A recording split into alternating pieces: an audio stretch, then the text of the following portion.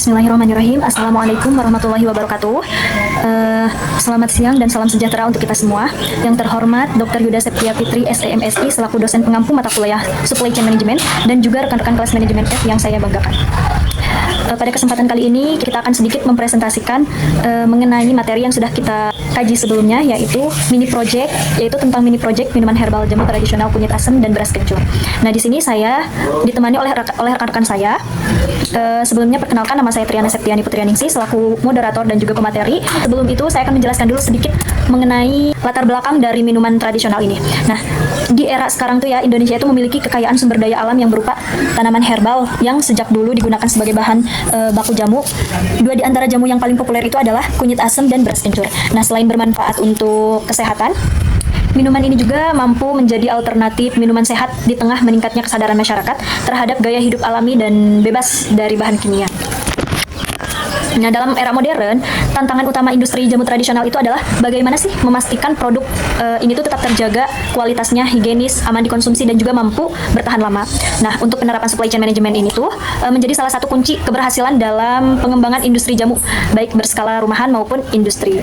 Nah, SCM ini tuh berperan mengintegrasikan seluruh aktivitas, mulai dari pengadaan bahan baku, kemudian proses produksi, pengendalian persediaan, distribusi, transportasi, dan juga keberlanjutan hingga penerapan teknologi informasinya. Nah, berikut kami akan menjelaskan sedikit mengenai mini project dari minuman herbal tradisional ini. Pematerian yang pertama akan disampaikan oleh saya sendiri. Di sini saya akan membahas sedikit mengenai desain jaringan distribusi. Nah, di sini ada pengertian umum dari desain jaringan distribusi, yaitu desain jaringan distribusi ini tuh mengacu pada perencanaan dan pengaturan bagaimana sih produk dikirimkan dari produsen ke pelanggan gitu. Nah, untuk desain jaringan distribusi minuman herbal ini tuh merupakan salah satu komponen yang paling krusial di mana manajemen rantai pasok, terutama untuk produk minuman herbal seperti jamu kunyit, asam, dan beras kencur ini tuh memiliki karakteristik sensitif terhadap kualitas dan juga memerlukan penanganan higienis serta memiliki permintaan pasar yang harus meningkat. Nah, distribusi yang efektif ini tuh bertujuan untuk memastikan produk dapat terjangkau konsumen dengan cepat, aman, dan tetap terjaga mutunya. Untuk selanjutnya yaitu model jaringan distribusi untuk jamu kunyit asam dan juga beras kencur. Sebelumnya mohon maaf ya untuk kameranya gerak-gerak. Di sini ada beberapa model. Yang pertama dari hulu ke hilir. Desain jaringan distribusi ini tuh dapat dibagi menjadi 3. Yang pertama ada upstream atau hulu. Nah, yang dimana ini tuh berfokus kepada pemasok dan pengadaan bahan baku. Contohnya kayak petani kunyit, kemudian petani kencur, pemasok asam jawa, kemudian pemasok gula aren atau gula jawa, pemasok botol label dan kemasan. Nah, untuk bahan baku ini tuh dikirimkan ke pabrik atau rumah produksi untuk diproses kebersihannya. Terus yang kedua ada tahap mainstream atau tengah. Nah, ini tuh berfokus pada pemrosesan dan penyimpanan. Mulai dari pabrik dan juga pusat distribusi. Nah, mulai dari pabrik, yang pertama mengolah bahan baku menjadi jamu siap minum, kemudian menjalankan quality control dan juga mengemas produk. Nah, untuk pusat distribusi ini tuh menyiapkan produk dalam kondisi stabil, kemudian mengatur alur transportasi ke distributor dan juga menangani permintaan dalam jumlah yang besar. Nah, untuk downstream tahap hilir, yaitu ini tuh bagian hilir ini tuh adalah saluran penghubung dari produsen ke konsumen. Nah, yang dimana tahap ini tuh melalui distributor regional, kemudian retailer modern, kemudian retailer tradisional, online channel sampai ke konsumen. Kemudian masuk ke alternatif desain jaringan distribusi. Nah, di mana desain jaringan distribusi ini tuh ada melalui beberapa tahap, dari mulai distribusi langsung dan juga distribusi tidak langsung. Nah, untuk distribusi langsung ini tuh dari mulai produsen ke konsumen. Nah, mulai dari penjualan online atau e-commerce seperti via Instagram, Shopee, dan juga WhatsApp. Terus pemesanan grosir skala kecil. Kelebihannya tuh biaya lebih rendah dan pengirimannya pun lebih cepat. Nah, untuk distribusi tidak langsungnya mulai dari produsen ke distributor ke retailer, kemudian barulah ke konsumen. Nah, kemudian masuklah materi selanjutnya yaitu kehalalan, yaitu kelangsungan kehalalan dari awal sampai dengan akhir. Nah, kelangsungan kehalalan ini tuh merupakan sistem yang memastikan bahwa seluruh rangkaian proses produksi ini tuh mulai dari penyediaan bahan baku, pengolahan, kemudian pengemasan, distribusi hingga penyajian ini tuh mematuhi standar syariah.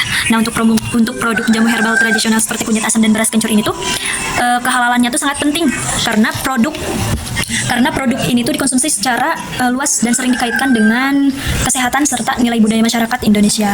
Nah, walaupun bahan dasarnya berasal dari tanaman, proses penanganan, sanitasi, penggunaan peralatan hingga bahan tambahannya tuh harus dipastikan halal. Nah, oleh karena itu Penerapan sistem jaminan halal ini tuh sangat diperlukan untuk menjamin bahwa produk akhir ini tuh benar-benar aman sesuai dengan regulasi halal di Indonesia. Nah, ada beberapa tahap mulai dari tahap hulu sampai ke hilir. Nah, untuk tahap hulu sendiri di sini ada sumber bahan baku herbal yang dimana bahan-bahan baku dari minuman herbal tradisional kunyit asam dan beras kencur ini tuh diantaranya ada kunyit, ada kencur, kemudian asam jawa, kemudian beras putih, terus gula aren atau gula jawa dan juga air bersih. Kemudian ada dari supplier dan sertifikasi. Nah, untuk di tahap ini tuh memastikan bahwa pemasok bahan baku ini tuh terdaftar dan bersertifikat halal, terutama pemasok dari gula aren atau bahan tambahan lainnya. Nah, kemudian proses pencuciannya tuh tidak boleh menggunakan bahan kimia non halal seperti alkohol industri haram. Nah, terus untuk peralatan pencuciannya pun tidak boleh digunakan untuk produk non halal. Jadi setiap wadah yang digunakan oleh satu produk tidak boleh digunakan untuk produk lainnya. Tetap jadi satu produk satu wadah. Kemudian tahap selanjutnya yaitu tahap mainstream atau pengelolaan di pabrik.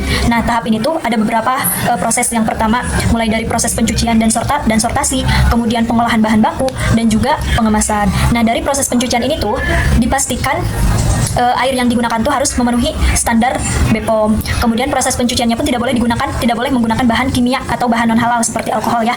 Terus peralatan pencucian tidak boleh digunakan untuk produk non halal. Nah, untuk pengolahan bahan baku sendiri dipastikan wadah perebusan khusus untuk produk halal saja.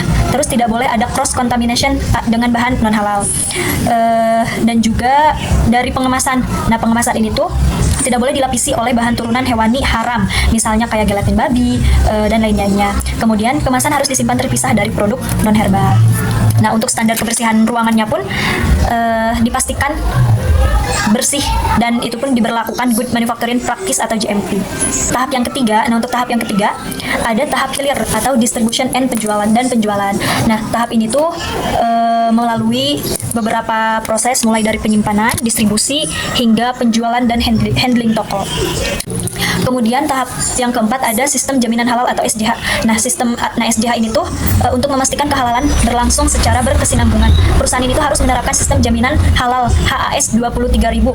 Nah, yang meliputi ada kebijakan halal, kemudian tim manajemen yang halal, kemudian audit internal halal dan juga traceability. Nah, untuk kelangsungan kehalalan produk jamu tradisional ini tuh mencakup seluruh alur supply chain mulai dari pemilihan bahan baku, proses produksi, sanitasi peralatan, kemudian hingga ke distribusi dan penjualan. Nah, mungkin untuk pematerian dari aku dicukupkan untuk sekian. Selanjutnya kita serahkan ke pematerian selanjutnya yang akan membahas mengenai transportasi dan sourcing. Kepadanya dipersilakan. Ya, baik, terima kasih kepada moderator. Di sini saya akan melanjutkan materi selanjutnya yaitu transportasi dan sourcing. Yang pertama itu ada elemen kunci strategi transportasi dan sourcing. Di sini ada 4 poin. Yang pertama itu ada pemilihan pemasok lokal dan kontrak jangka panjang.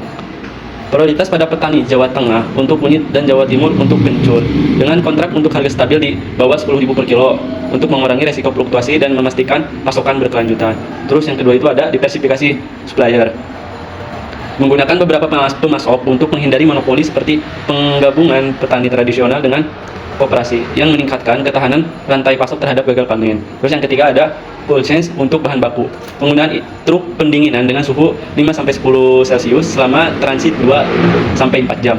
Khusus untuk bahan segar seperti kunyit untuk mencegah kerusakan dan menjaga kualitas. Dan yang keempat ada optimasi rute dan GPS dan kolaborasi logistik. Perencanaan rute via GPS untuk menghindari kemacetan dengan mitra seperti JNT, serta pengemasan vakum untuk produk jadi memastikan pengiriman efisien dan aman. Terus yang selanjutnya itu ada langkah implementasi praktis. Di sini ada 4 poin juga. Yang pertama, survei pemasok dan evaluasi volume dengan melakukan survei melalui e-katalog Kementerian Pertanian dan hitung volume seperti 1 ton bahan baku per minggu. Yang kedua ada pembuatan kontrak yang memuat standar kualitas dan penalti bila bahan tidak sesuai, misalnya tidak organik atau kadar air terlalu tinggi. Terus yang ketiga ada menggunakan truk untuk jarak pendek, kapal untuk antar pulau dengan GPS untuk tracking real time. Yang keempat ada audit armada dan evaluasi kinerja rutin, termasuk keberhasilan armada untuk memenuhi standar halal. Terus yang selanjutnya tantangan dan solusi. Di sini ada 2 poin. Yang pertama itu tantangan kerusakan produk akibat transit bisa mempengaruhi 40% bahan baku karena infrastruktur yang buruk.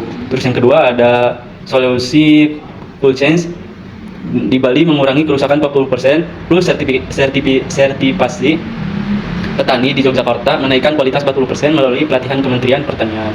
Dan yang terakhir itu ada manfaat dan contoh praktisnya. Yang ada 2 poin. Yang pertama itu manfaat penghematan biaya dan waktu biaya pengadaan turun 20%, lead time 30% dan resiko kontaminasi berkurang. Terus yang terakhir ada contoh distribusi di Surabaya. Mereka menggunakan cool change untuk kunyit asam ke Shopee dengan biaya 500 per kilo dengan ulasan positif 80% produk segar dan halal. Paling cukup sekian materinya, saya kembalikan ke moderator. Terima kasih kepada pemateri yang sudah menjelaskan mengenai transportasi dan sourcing. Mungkin selanjutnya pemateri terakhir yang akan disampaikan oleh Situ Nura yang akan membahas mengenai sustainability dan juga IT. Kepada Nura dipersilahkan.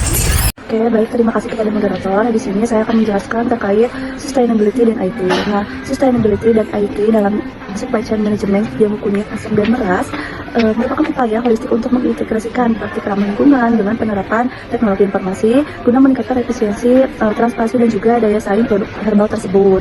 Nah, di sustainability dan IT ini ada beberapa poin. Yang pertama ada elemen kunci strategi sustainability dan IT-nya, langkah implementasi praktisnya, tantangan dan solusi, kemudian manfaat dan contoh praktisnya. Untuk elemen kunci strategi sustainability dan IT-nya, yang pertama ada sourcing organik dan energi terbarukan, di mana ini tuh memilih bahan baku tanpa pestisida dan menggunakan panel surya di pabrik untuk perebusan jamunya, dan gunanya itu untuk mengurangi jejak karbon juga. Terus yang kedua ada daur ulang kemasan dan kesejahteraan sosial, di mana ini tuh menggunakan solusi trade daur ulang dan edukasi petani untuk fair trade yang gunanya itu untuk meningkatkan kualitas hidup dan mengurangi limbah. Nah, untuk yang ketiga ada ERP dan blockchain, di mana sistem ini tuh untuk integrasi dan juga inventory. Blockchain ini tuh untuk traceability-nya bahan baku petani sampai konsumen gitu.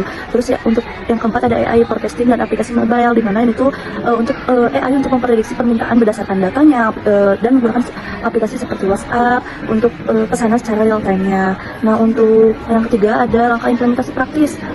Ini tuh di mana ada audit jejak karbon dan memilih software dengan baik untuk bisa mengevaluasi blockchain tersebut saat ini gitu, dan memilih IT seperti ERP yang gratis untuk UMKM itu sangat terbaik. Terus yang kedua ada mengadopsi sertifikat ISO 14001 dan melatih karyawan menggunakan blockchain tersebut. Terus untuk yang ketiga ada kerjasama untuk organik dan menghubungkan data ke pemasok ke distributornya. Terus yang terakhir ada mengevaluasi dampak tahunan dengan membuat laporan untuk penyesuaian seperti meningkatkan AI jika forecasting tersebut memang tidak akurat. Terus yang ada pun tantangan dan juga solusinya. Tantangannya itu ada biaya tinggi dan juga keterbatasan di pedesaan. Terus yang kedua ada solusinya dengan bisa menggunakan subsidi Kementerian LHK yang akan meningkatkan produktivitas dan juga tingkatan dari IT tersebut. Itu yang terakhir ada manfaatnya untuk emisi akan turun sebesar 20% dan akurasi datanya juga akan meningkat. Cukup sekian yang bisa saya sampaikan. Kurang lebih mohon maaf, saya kembalikan ke Mungkin hanya itu yang dapat kelompok kami sampaikan, kurang lebihnya mohon dimaafkan. Wabillahi taufiq wal hidayah. Wassalamualaikum warahmatullahi wabarakatuh.